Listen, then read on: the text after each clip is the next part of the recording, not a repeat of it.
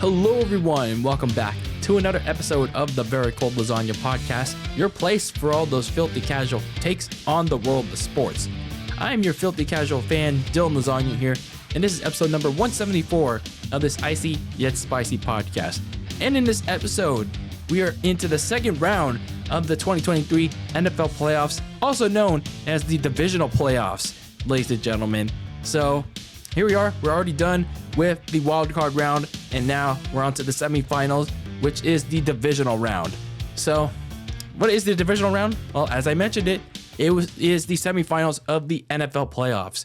So we are in the so-called Elite Eight of these playoffs. And how many times have I said playoffs? Man, there must be a counter somewhere. But anyway, we have the final 8 teams in the playoffs. Now it's the time for the number 1 seeds to emerge and the other 6 teams to face off in this divisional weekend. So that's what we're here to talk about in this episode of Very Cold Lasagna as the playoffs roll around.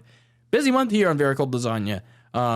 It's, as I like to say, the most wonderful time of the year to be an NFL fan. And even if you're not an NFL fan, still a fun watch if you need something to tune into. So anyway, before we get the ball rolling with our divisional playoff 2023 preview here in this episode, a little bit of housekeeping before we get the things going. Make sure you follow the show on social media, on Twitter. X, on Instagram, and Instagram as well at Very Cold Lasagna. And if you're listening to this on audio, I'm giving you all some more love on the audio side of things. Make sure you rate and review the show, whether it be on Spotify, Apple Podcasts, wherever you get your podcasts. Make sure to leave a 1 to 5 star review, more preferably 5 stars, because your love means the world to me, as well as your feedback too. I'd like to know where you want me to improve the show and whatnot. And if you're watching this on YouTube, make sure you hit the like button, smash the subscribe button, especially leave a comment with your own takes on whatever topic I'm talking about, and share this with a friend, share this with a stranger, share this with your neighbor, share this with whoever you want to share this with, as long as you're spreading the good word of mouth about Very Cold Lasagna, or maybe even the bad stuff. I don't know, all those good, filthy casual takes on the world of sports.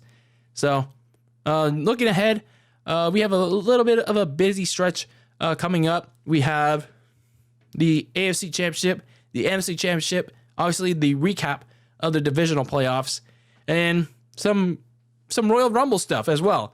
We have some WWE Royal Rumble stuff to coincide with the NFL playoffs as well. So a lot of things going on in the next 2 weeks or so. And then, of course, we have the Super Bowl.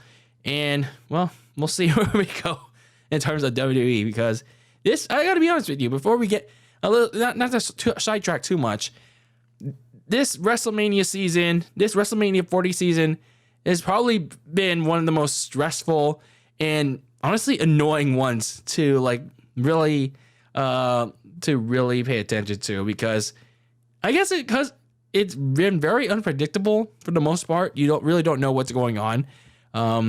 But I'll leave it at that. I will leave it at that because that's what we're here to talk about. So yeah, I'll just leave it at that. It's not as unpredictable as like the NFL, but yeah, we'll just leave it at that. So anyway, let's talk about these NFL playoffs, the semifinals of the 2023 NFL playoffs, also known as the divisionals. So we're already done with the wild card playoffs, the first round, the quarterfinals of the playoffs. I should get a counter for how many times I said playoffs already. Playoffs. But nonetheless, we're down to the final 8, the Elite 8 of this tournament that is known as, I'm not gonna say it.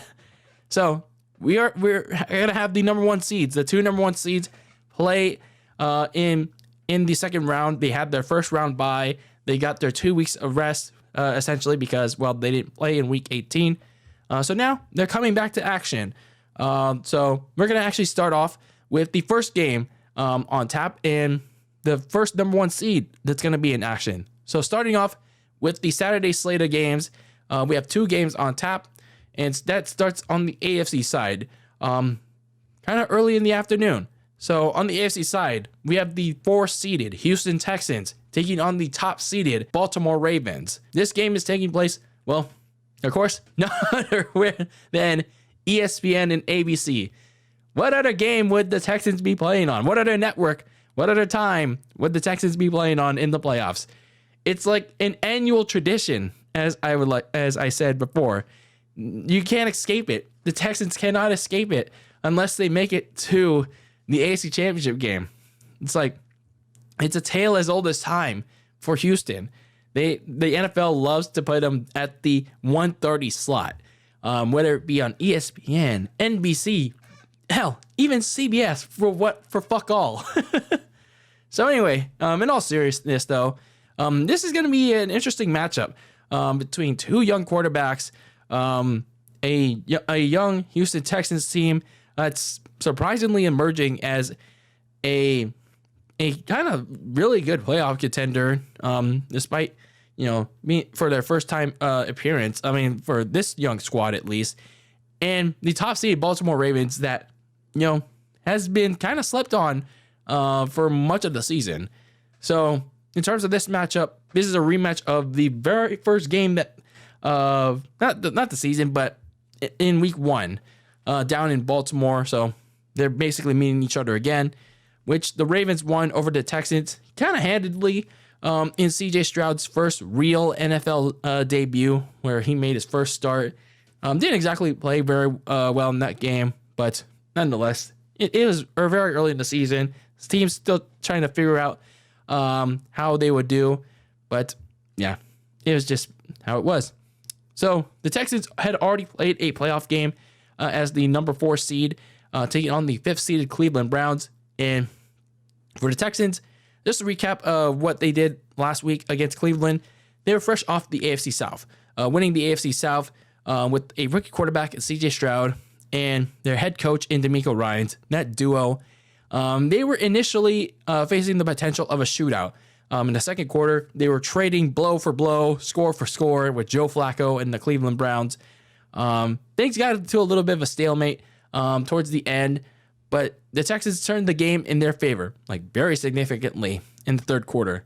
They got back-to-back pick sixes, as well as one more touchdown from CJ Stroud to cap off a very strong showing, a strong first showing for the young Texans, who dominated the Browns on their way to a 45-14 victory. Holy heck.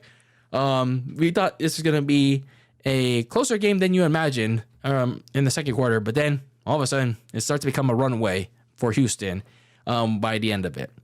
So, meanwhile, for the Baltimore Ravens, after 2 straight seasons of disappointment, the Ravens, they were itching to reestablish themselves as a top contender in the NFL. From last year, Lamar Jackson, he was kind of in that position of, well, sure, he is a really good quarterback, if not one of the best in the NFL.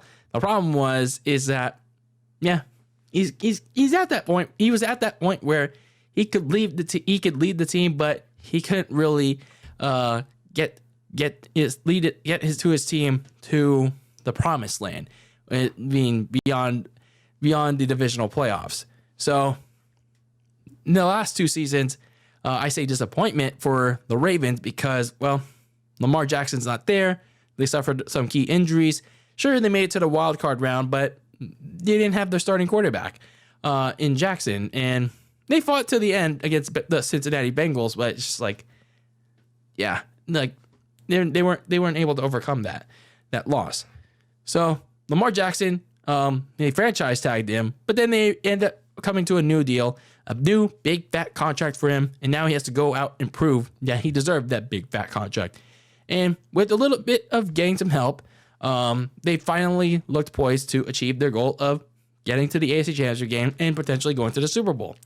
And despite some early season injuries to some key people like long snapper Nick Moore, cornerback Trayvon Mullen, running back J.K. Dobbins, these were not just any ordinary scrubs. These were key people on both sides of the ball. The Ravens powered through with a very balanced attack on both sides of the ball. Lamar Jackson became a more effective passer now that he had a better offensive coordinator and more options in the passing game. Rookie Zay Flowers that they drafted in the first round. Veterans, Odell Beckham Jr., Nelson Aguilar.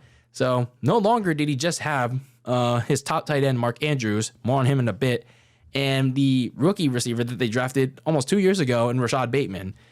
So defensively, they boasted one of the top defenses in the NFL with a loaded front four in Roquan Smith, Patrick Queen, and others leading the charge, and corner Marlon Humphrey and safety Kyle Hamilton in the back end making plays. So overall, when you look at this Ravens team, they're a very balanced team that, they wasn't talked about as much, but they were slowly and surely etching their way to the top. So midway through the season, though, they were in danger of potentially faltering because they lost their top tight end, Mark Andrews, what initially looked like a season-ending ankle injury in Week 10. He got surgery on it, and they also lost their rising rookie running back, Keen Mitchell, an explosive dynamic back. He was lost to a torn ACL in Week 14. But then you had their backups, Isaiah Likely and Gus Edwards. They filled in just fine for them. So all in all, the talk, like I said, the talk was around other teams like the Chiefs, the Dolphins, the Bills. The Ravens, they soon etched themselves into the conversation of the top team in not just the AFC, but the NFL itself. With a strong December, beating the Jaguars, the 49ers, the Dolphins in pretty dominant fashion to seal up both the AFC North and the AFC's top seed at 14-3. So the Ravens, they had a lot of time off, around almost 3 weeks. 3 weeks off before this divisional game on Saturday against Houston. So the good thing about this is, for Baltimore, is that they're getting their top tight end back in Mark Andrews. So again, despite what looked like a season-ending ankle injury, they're getting him back. He was back at practice. So for the Ravens, with a boatload of weapons, not just at the starting position, but in the reserves, this is big. This is key for them. They cannot screw this up any longer. They have no excuse to not lose this game. Meanwhile, for Houston, they're quickly planting their foot as a future contender. They still have some things to address, some key positions to address, but the way they're playing right now, especially CJ Stroud, man, I feel like this is a big change of fortune from where they were 5 years ago with Deshaun Watson and how everything panned out later on with him in that franchise, and everything that went wrong with Bill O'Brien making that stupid decision to trade away DeAndre Hopkins. But here they are, a couple years later, one good draft with getting CJ Stroud, and then making a big trade to go and get Will Anderson on the defensive end, getting DeMeco Ryans, and look at where they are now, making it as far as the divisional. If they somehow manage to pull off this upset, hell, give DeMeco Ryans the coach of the year, man. Keys to victory for both of these teams. If the Texans want to find a way to pull off this upset, you got to find as many ways as possible to slow down Lamar Jackson and that Ravens offense, because they're seriously going to need it. They have a boatload of weapons, but for the Texans, they're kind of like beat up on the defensive side of the ball. So regardless, you got to find ways to slow down that Ravens offense and severely limit Lamar Jackson. For the Ravens, you got to have your top defense kind of do the same thing. I mean, there's really no excuse not to, because for CJ Stroud's still a rookie, but he's not really playing like one. He's playing like a very good veteran or whatnot, whatever comparison you want to do. But either way, one way you can slow him down is force him to stay in the pocket. Don't let him run out, make all these passes on the run. So you got to have your top defense get to CJ Stroud, pressure him up the butt, force some turnovers, and get him to stay in the pocket. So I think the Ravens, come back to me if I get this wrong. I think the Ravens will find a way to pull out this win. Some people think this is going to be an easy win for the Ravens. It'll be, we'll just smash the Texans. They don't have enough, but I think the Ravens will find a way to pull out this win, cool down the red hot Texans with how talented, how balanced their team is. So the action continues with the nightcap in prime time on Fox, as in the NFC side, the 7th-seeded Green Bay Packers take on the 1st-seeded San Francisco 49ers. These two teams did not meet in the regular season, but there's a lot of history in the playoffs with both of these teams. This is the 10th overall playoff meeting between the Packers and the Niners. And I talked about this in my dedicated preview already that's on YouTube between the Niners and the Packers. This meeting is kind of like on this weekend, role reversal between the Packers and the Niners, because 2 years ago, the Niners were in this spot where the Packers are now. Very low seed, the last lowest seed remaining, facing the top seed in the Green Bay Packers, having to go to Lambeau Field in the slowly deteriorating conditions, where it's starting to snow and whatnot. The field's about to become an icicle. But then you have the special teams come in clutch, with Talanoa Hufanga recovering a blocked punt, ties the game to take that thing to the house. And then Jimmy G, for as bad as he played in that game, so did Aaron Rodgers. He leads a game-winning drive and has Robbie Gould hit the game-winning field goal and breaks the hearts of the Packers. And that was the beginning of the end for Rodgers' time in Green Bay. So, nonetheless, this is kind of a role reversal. I'm not saying it will happen, but this is like a reversal of spots between these two teams. Packers, the lowest seed remaining, and then you have the top seed 49ers. It is going to rain. The weather is probably going to deteriorate, but we will see. So, looking back at the week that was for the Packers, they already played in a playoff game because, they are the lowest seed remaining. So, for the Packers, they entered the NFC playoffs as the 7th seed. They won on that right in the final week against the Bears. So, for the Packers, they entered the confines of AT&T Stadium in Dallas, Texas. And, they certainly played like they want to go to the next round more than the 2-seeded NFC East champion Dallas Cowboys did. So right from the start, Jordan Love, Aaron Jones, that Packers offense, they scored from the jump. They won the coin toss, but rather than defer and give it to the Cowboys, they wanted the ball and they were going to score. And surely they did. They scored every chance they got, while defensively they turned the Cowboys away and turned them into, they were godly at home, but on that day, they turned them into a pumpkin. By halftime, it was 27-7. And towards the end of the game, towards the end of the third quarter, they scored a 40-burger, 41 points on the Cowboys, and the Cowboys had only scored 16 by the end of the third quarter. Talk about ouch.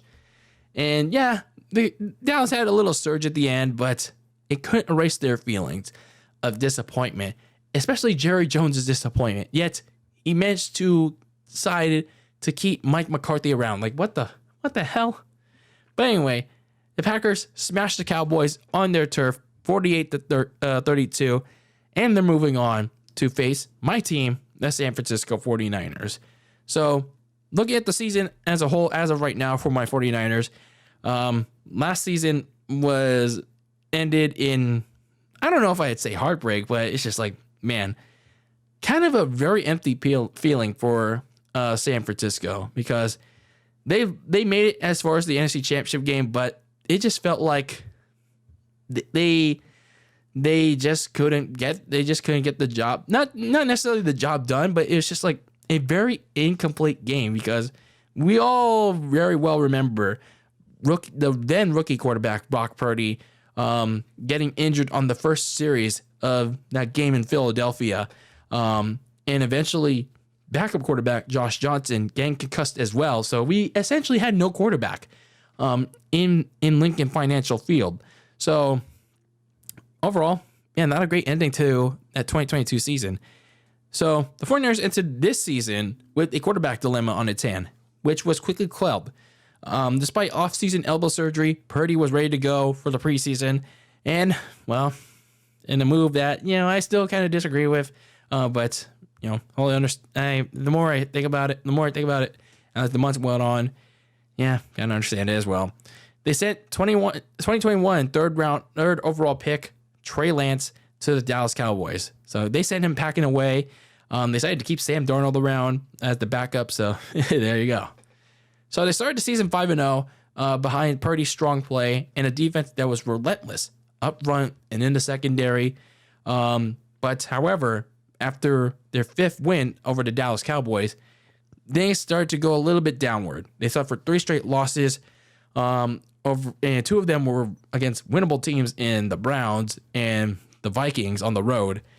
And then during that stretch, you had some injuries to key offensive players like Deebo Samuel, Trent Williams. Those were also key to those losses because it affected Purdy, who was turning the ball over more than scoring during that stretch. So after the bye week in week 9, they turned it around again for a strong 7-2 finish, while also getting some revenge on the Eagles and getting some key wins over the likes of the Seahawks twice, and then clinching the division against Arizona in Arizona. Their only blemishes during the stretch were a Christmas night loss to the Ravens and a meaningless loss to the Rams, where they didn't have anything to play for at all because they had already clinched the number 1 seed. So speaking of that number 1 seed, that they won that right because, well, they won in Washington on New Year's Eve and got some help from the enemy in Arizona.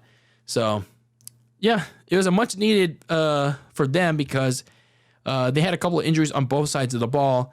And yeah, the team was back to playing at the level that was seen during the early undefeated streak. So this bye week was definitely necessary for the 49ers. They really need this to get a number of players back from nagging injuries, and they are getting it. They're getting the likes of Eric Armstead back, Jawan Jennings. There were a few other players that were also out, like Dre Greenlaw and Logan Ryan from the final game of the season, but it wasn't really a game they needed to play anyway. But nonetheless, you get my point. These players dealing with injuries in the last few weeks or month or so, they need the bye week to heal up. And from the looks of it as of right now, they are healthy and ready to roll. So the Niners' quest for redemption, especially for what happened last season, they're ready to get it going. They're ready to, not even, I said it so much in the dedicated preview that it's best not to say it here because I don't want to jinx it. Meanwhile, for the Packers side, sure, they got the victory over the Dallas Cowboys, that big upset victory, but it came at a little bit of a price because they lost one of their key edge rushers, at least in the rotation, the backup edge rusher, to a torn ACL, and their corner Jair Alexander, one of their key defenders, is very banged up. He re-aggravated a ankle injury that he first suffered in practice leading up to that game. So his status as of right now is very something to monitor. So the Packers are going into this game pretty beat up, while the 49ers are coming in as healthy as they possibly can be into this game. So looking at the keys to victory for both of these teams, for the Packers, spread the love on offense. I mean, it worked so well in Dallas. You had so many different receivers, receiving options, and tight end options. So for the Packers to succeed in this game against the 49ers, continue to spread the love. Meanwhile, for the 49ers, slowing down that Packers offense begins with slowing down and cutting off completely Aaron Jones, because the Packers began their run on the ground with Aaron Jones. He was pretty much the engine to their offense, and with Aaron Jones rolling, that allowed Jordan Love to to get production going in the air. So for the 49ers, if you shut down Aaron Jones, it'll force Jordan Love to throw more frequently than usual. And that should also help the back end of the defense as well. So the Packers are certainly going to try to put up a fight. I think some people are downplaying the Packers in this game. And I'm certainly not. I'm certainly not downplaying the Packers. I think this is going to be a closer game than most people expect. Certainly, considering the Packers are coming in red hot into this one. So, still, I'm going with my Niners in this one. The only team that's going to beat the 49ers is the Niners themselves in this playoffs. Because if they lose at any point in this playoff run, that's on them. It's all their damn fault. Nobody else's but them. Because this year is their time. They have the biggest opportunity imaginable to go to finish this. So anyway, let's go into the Sunday slate of games. The 3-seeded Detroit Lions host the 4-seeded Tampa Bay Buccaneers on the primetime lights of NBC in the afternoon. This is a rematch of their Week 6 meeting in Tampa Bay. The Lions disposed of the Bucs, not really handedly, but the Bucs didn't really put up that much offense in their first meeting. So this time around, it's in Detroit. Both teams coming off wild card wins. So let's start off with the Bucs. So for Tampa Bay, they got a little hot, but it was still a kind of tight game against the 5-seed Philadelphia Eagles because there were opportunities for the Bucs to really run away with this one early, but they were dropping balls. They were dropping balls in the passing game, and a little surprising that Mike Evans, for as much as he got targeted, he was dropping them balls. So the NFC champion Tampa Bay Bucs, they really started to break it open in the second half on both sides of the ball. And that started with forcing an intentional grounding safety on Jalen Hurts. And on offensively, Baker Mayfield in the offense made the Eagles pay. They got 2 midfield touchdown throws to Trey Palmer and then one late in the fourth to Chris Godwin. They put the last rites on the Eagles' collapse of a season in a complete blowout, 32-9. So a big win for Tampa Bay, who was not favored in that game at all. By at least most people, ESPN did favor them a little bit. So, hey, they at least got something right. Meanwhile, for the Detroit Lions, as the NFC North champions for the first time ever and division champions for the first time in over 30 years.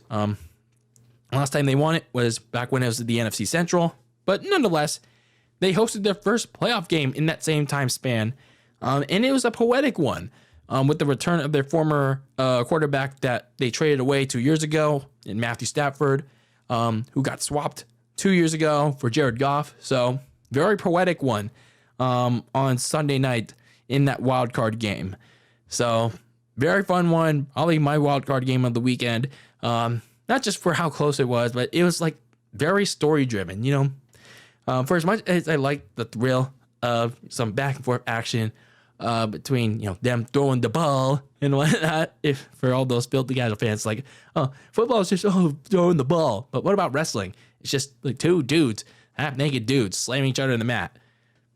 It's like, so football has stories too, like it's just like, in wrestling, stories matter. Stories matter. And, oftentimes football games do have a story. So this game was primed for a shootout nonetheless. It didn't turn out that way because it turned into a stalemate. I'm sure they traded back and forth scores early in the second quarter, but then it turned to a stalemate from there on out. And the Lions in the end stood their ground. With one clutch third down conversion from Jared Goff to his top receiver, Amon-Ra St. Brown. They held off the Rams very frequently for the rest of the game, and they held them off here. They converted a key third down to keep them off the field for good, and they won 24-23. And yeah, with the Cowboys losing, the 2-seeded Dallas Cowboys losing hours earlier to the Green Bay Packers, they have the right to host this game against the Tampa Bay Bucks. So for the Lions, yeah, they pretty much got a lot of wave of momentum going. Yeah, the score is a lot closer than most people thought. But hey, they have a lot to feel good about themselves. You know, they got a win especially with Jared Goff coming in clutch, making that third down throw, getting their first playoff win in like what feels like forever. Especially in front of a rousing crowd in Ford Field. So this is a good wave of momentum for them. I mean, same thing with the Bucks too. You know, Baker Mayfield coming off one of his best performances against the defending champion NFC in the Philadelphia Eagles, who had been on a massive tailspin in the last month, and they picked on them. They picked on them like they were like a pack of wolves, like a viper, like Randy Orton and whatnot. And that's exactly what they did. They're going to be big underdogs, though, against the Detroit Lions. I'll tell you that But they're certainly not going to make it easy. They're certainly not going to make it easy against a Lions team that's still, you know, for as good as they are on offense, there's still some flaws in them on the other side of the ball. So looking at some keys to victory for both of these teams, heading into this Sunday afternoon matchup. For the Bucks, Baker Mayfield, if he wants to succeed, if he wants to beat up on this Lions secondary, you got to feed Mike Evans more. Sure, gain some targets to Kate on, and his other named receivers. I can't really remember. Certainly helped them in that win over the Eagles, but there were some opportunities for Mike Evans to go out there and get a big score early out of the gate, and as well as early on. I mean, sure, he got some key first downs in the fourth quarter, but you know, if they really want to extend drives and get some scored opportunities for him, Baker Mayfield's got to feed Mike Evans just a tad bit more, and also get Chris Godwin involved early as well. For the Lions, I feel like Jared Goff has to play strong for all four quarters. Sure, he came in the clutch when they needed him most, but prior to that, like in between, like the late second quarter and then late in the fourth quarter, in that very long stretch, Jared Goff was nowhere to be found. He kind of disappeared when they needed him. So yeah, they really need him to play a really good game for all four quarters if they want to advance to the NFC Championship game. Their first one in like a very long time too. So I do think the Lions will do that. I mean, I don't know. Depends as long as Jared Goff plays a good game. But nonetheless, the Lions, they have a good, talented team. They have a good head coach. And the Lions will make it tough on the Bucks. Then it's not going to be like a total blowout game. But I think the Lions are going to slowly run away with this one and late in the game. And they're going to move on to their first NFC Championship game in, 30 plus years. But I digress. They're moving on. I'm going to pick them to move on to the NFC Championship game. And then in the nightcap, the final game of the the NFL Divisional Playoff Weekend, we have on the AFC side, the 3-seeded Kansas City Chiefs taking on the 2-seeded Buffalo Bills on CBS of all places. And wow, this is kind of crazy if you think about it. Just like on Fox the day prior with the Packers and the Niners. How ironic, how crazy is this? Because this is a rematch of not just their Week 14 meeting that the Bills won, but more importantly, this is a rematch from 2 years ago. That memorable divisional playoff game in Kansas City in 2021, where Josh Allen and Patrick Mahomes went blow for blow, bell to bell. The Chiefs won in overtime to advance to the AFC Championship game. Those late touchdown scores that the Bills tried to get that got in to stay alive, and then those 13 seconds, those memorable 13 seconds from the Chiefs. Oh man, This time around, though, the tides have changed. It's going to be in Buffalo, in perhaps snowy Buffalo too. But the Chiefs are going to have to do what they haven't done yet under Patrick Mahomes, and that is play on the road in a hostile environment. It's the Bills' turn to play host to the Chiefs this time around, 2 years later after their crazy-ass playoff game. So, will history repeat itself for the Chiefs, or will the Bills finally turn it around? So, for the Chiefs, in their wildcard game against the Miami Dolphins in very cold-ass weather, fortunately, no very cold lasagna, in one of the coldest games in NFL history at nearly 0 degrees as the temperatures began to dip, Patrick Mahomes found himself potentially a new top receiver in rookie Rashee Rice. They put the Dolphins defense on ice that had already been banged up going into that game, but they continued to completely put them on ice, not just on skates, but froze them like Sub-Zero. Meanwhile, Kansas City's defense also completely froze Tua Tagovailoa, the quarterback, and his offense to just 7 points. They sent them home packing 26-7. They had to wait a little while, though, to figure out whether they were going to stay home or go on the road for the first time under Patrick Mahomes. And the reason why was because the Bills, they had their game moved on Monday against the 7th-seeded Pittsburgh Steelers. That game was delayed due to a severe snowstorm. So Josh Allen and the Bills, they had to wait to jump out to a 14-0 lead early in the first quarter, thanks to 2 early Pittsburgh turnovers. And eventually, they jumped out to a 21-7 halftime lead. But the Steelers, they managed to fight back in that game. But the Bills counterpunched enough to bury the Steelers for good, 31-17. I mean, it's as simple as that. But, this is an interesting game.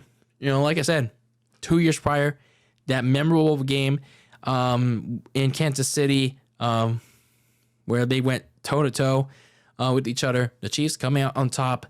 The Bills just unfortunately not able to do enough to stave off Mahomes. Victory in their grasp. So they're absolutely seeking payback from that 2021 divisional loss. Still, the demons in their dreams. Sadly quoting Rhea Ripley. But nonetheless, they're looking for payback. And this time around, like I said, it's in their house this time. So looking at the keys to victory for both of these teams, for the Chiefs, it's a little bit surprising, but I don't know how much it is, that Travis Kelce, their tight end, hasn't been much of a force in the passing game. So it'd be a good idea for them in this playoff game to reintroduce Travis Kelce as a force to be reckoned with. Get targets, have try to maybe I don't know what it is with Travis Kelce right now. Like in this, not it's not very much of a slump, but it's just maybe it's like a little bit of a small dip, Maybe teams are going after him more. Maybe it's the Taylor Swift effect.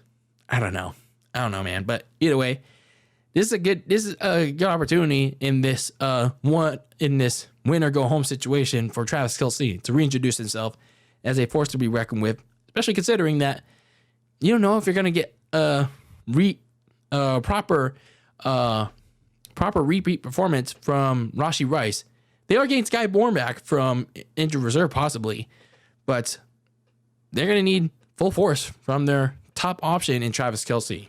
For the Bills, if they really want to win this game, I mentioned this in my recap of the wildcard games, they need their defense to really step up. I know, I get it. They're beat up so much on defense, but they need to do all they can. For all their whatever they have left, they need to step up. That starts with pressuring Mahomes up the ass in his first true road playoff game. The secondary has to lock down. They got to go man to man against all those weapons on offense of the Chiefs: Kelce, Rashee Rice, and what other options are out there. You got to force those receivers to drop the damn ball. So for the Bills to really overcome their demons of the past, they have to start that on defense. Like, they already know what they can get out of Josh Allen. They already know what needs to be done out of Josh Allen. But for them to truly overcome their demons, they need to play some defense, like a lot of defense in this game. So for the Bills, like, they got to play some defense. But I think with the advantage of playing in your home, the comforts of Bills Mafia, potentially the weather too, we'll see. I think this round might just go to the Buffalo Bills. In this environment, in this hostile territory, closing out divisional weekend, and for the first time in a long time, it could sound crazy, maybe not, the Bills will go to the AFC Championship game in the first time in forever. So that's my preview for AFC Divisional Weekend 2023. AFC, NFC. I keep saying AFC. I don't know why. The FC. But anyway, this is my preview of NFC and I said again, NFL Divisional Weekend 2023. I'd like to know your thoughts on the upcoming slate of games this weekend in the comments below. And yeah, more football, ladies and gentlemen. It's going to get even more intense as the next set of rounds go along, including this one. So I'm excited. I mean, of course, my 49ers are playing. But what about if you're a fan of either of these teams? Are they going to do good? Are they going to do well? Are they going to disappoint you? We will see. Anything can happen in the playoffs. You just got to hope that your team does well. Let's see what happens. Let the true games begin. But anyway, that is it for this episode of Very Cold Lasagna, episode number 174 of this icy yet spicy sports podcast. In the next episode, I will recap the divisional playoffs. And then you got some more good stuff as the playoffs roll along. And of course, Royal Rumble for the WWE. And yeah, some good stuff in the fridge that is called Very Cold Lasagna. Anyway, until the next episode, keep that lasagna very cold in the fridge with your takes on the world of sports. And as always, peace out.